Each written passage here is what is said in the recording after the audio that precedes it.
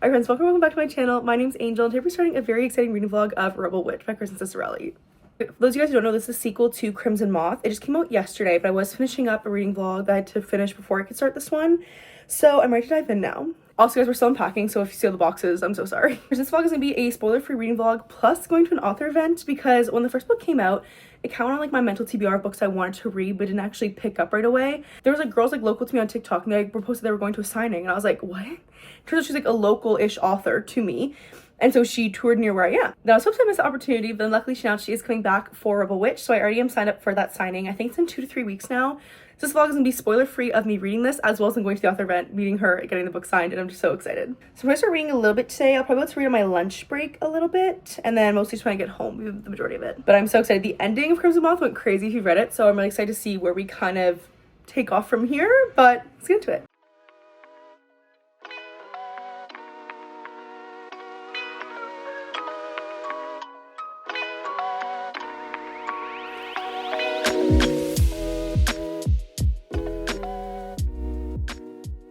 Got to chapter 3. Crazy. Don't mind, it's on my hairstyle, don't mind it.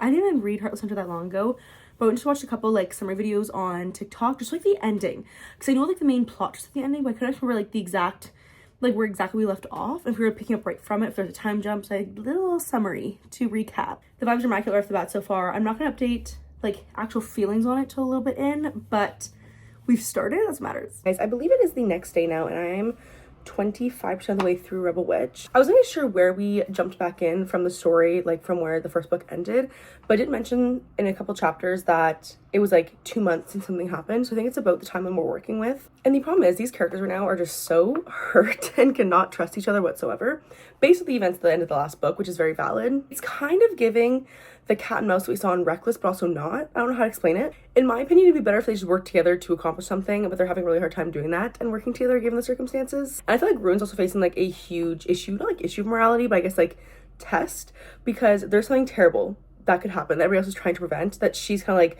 well, actually, if this happens, it's gonna be better for me. So she's kind of going back and forth, like, not even like for her, but just like for witches in general. And she's like, you know, is that bad that I want that to happen, or that I should, and that I'm going to aid that to happen? But it's reading really fast. I sat down in bed probably for like an hour yesterday, not even, and I'm already 20% of the way through. So I think with a couple more days, I should definitely get this done, but I'm very excited about it. It's a couple days later now, but we're officially at 51% of the way through Rebel Witch in chapter 35. There's not really much I can say without like spoiling, obviously, but I'm really enjoying it so far. I'm liking the pacing of the story.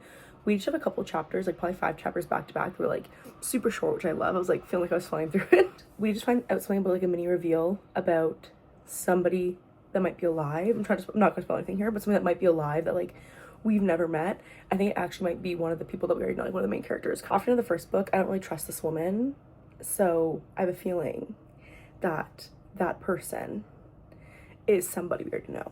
That makes sense. But anyways, I'm probably gonna finish this today. I'm hoping to finish this next 2 days or so. Probably, but anyways, I'm really enjoying it, living it as normal. I'm pretty sure the book event now is like a week and a half away, and I'm so excited.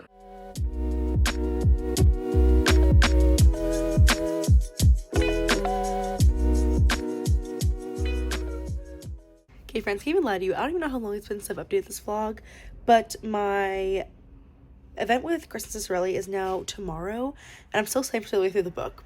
I've been dragging on it, and I was filming a couple of other vlogs in between, like at the same time as this one, so I kind of like lost sight a little bit, but I want to sit down in my cozy little reading chair and finish this right now. It's happening. Hold me to it, please.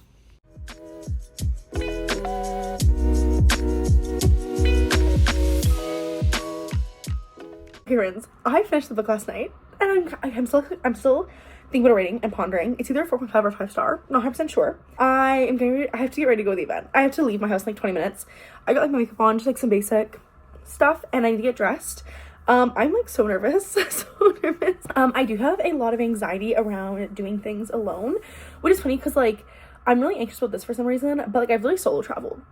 Like I love pushing that boundary and like getting uncomfortable, but it's always like right before I do it, I like freak out a little bit. And also I say solo travel, I mean like whole other continent, almost 2 weeks.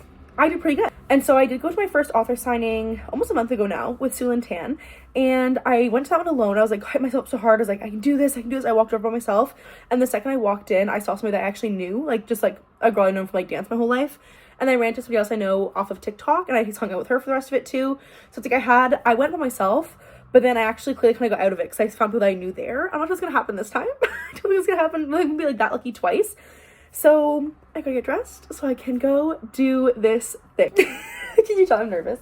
I don't know why I'm like this. Because like I said, I do these things and I do, like, I'm fine. It's just getting over the initial, like, oh, I'm there by myself kind of thing, right? So yeah, I'm gonna get dressed. I don't know what I'm gonna wear. Probably like a cute little cardigan or something, but I'll figure it out. Guys, I'm in this mirror. This is just a cute little cardigan and jeans, and that's it.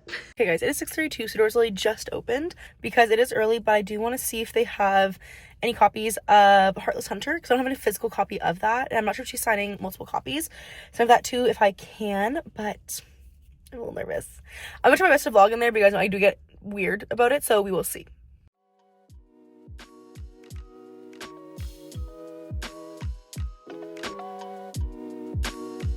Gets entangled in a forbidden romance with her werewolf bodyguard.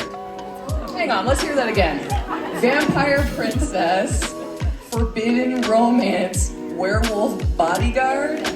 Yeah, so we'll be back here next year, and we're all really excited.